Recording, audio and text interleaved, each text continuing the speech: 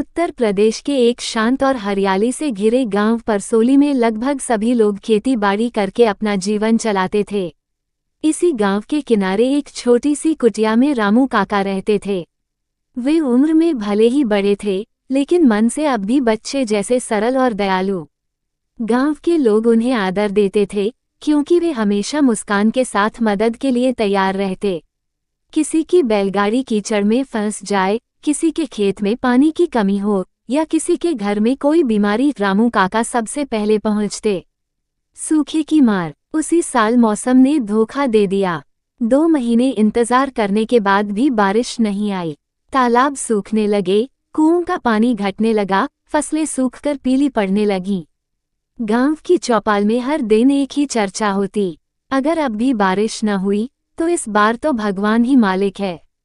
रामू काका के पास भी बस एक छोटा सा खेत था, जिसमें उन्होंने बाजरा बोया था, लेकिन वह भी सूखा पड़ा था। रात में वे छत पर बैठे आसमान देखते और सोचते, हे भगवान, ऐसा ना हो कि सब भूखे सोएं। पंछी मेहमान। एक दिन शाम को वे अपने खेत में बैठे चिंतित थे कि तभी पास के पेड़ पर एक सुंदर नीलकंठ आ बैठा। उसके पंख धूप में नीले नगीने जैसे चमक रहे थे। वह भूख से बार बार चहचहा रहा था।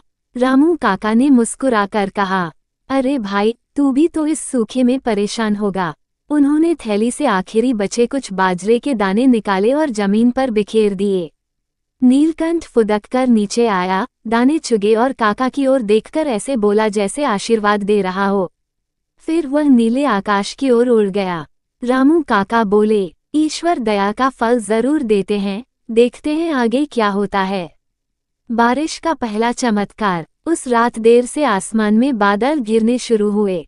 धीरे धीरे ठंडी हवा चली और हल्की बूंदाबांदी होने लगी।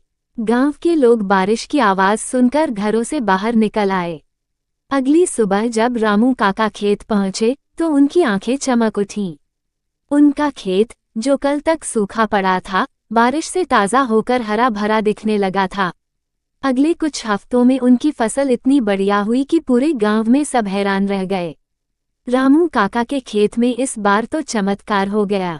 सब यही कहते थे। दूसरा चमत्कार। जब फसल तैयार हुई और काका उसे काटने लगे तो उन्हें पता चला कि बाजरे की बालियां असाधारण रूप से बड़ी और दाने पूरी तरह भरे हुए थे। इतनी उपज तो उन्होंने जीवन में पहले कभी नहीं देखी थी। गांव का पटवारी तक हैरान था। काका, ये कैसे हुआ? आपके ही खेत में इतना फर्क क्यों? काका ने हंसकर बस इतना कहा, किसी भूखे को खिलाने से कभी नुकसान नहीं होता बेटा। अद्भुत मुलाकात। एक शाम जब काका पेड़ के नीचे बैठकर आराम कर रहे थे, वही नीलकंठ फिर आया। इस बार वह काका के बिल्कुल पास बैठ गया। ऐसा लगा जैसे वह धन्यवाद कहने आया हो। काका ने धीरे से कहा, अगर तू देवदूत था तो धन्यवाद, अगर तू बस एक पंछी था तब भी मेरी दया का फल मुझे मिल गया।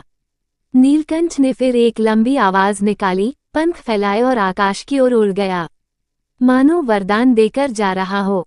गांव की सीख। उस साल पूरे गांव ने मिलकर रामू काका के खेत से दाने लिए और सर्दियां आराम से काटी। काका गांव वालों से कहते, समय चाहे जैसा हो, किसी की मदद करने से कभी कमी नहीं आती।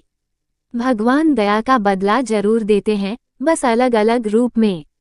और तभी से परसोली गांव में एक कहावत चल पड़ी, नीलकंठ को दाना दो, घर में भर जाएगा कोना कोना। सीख।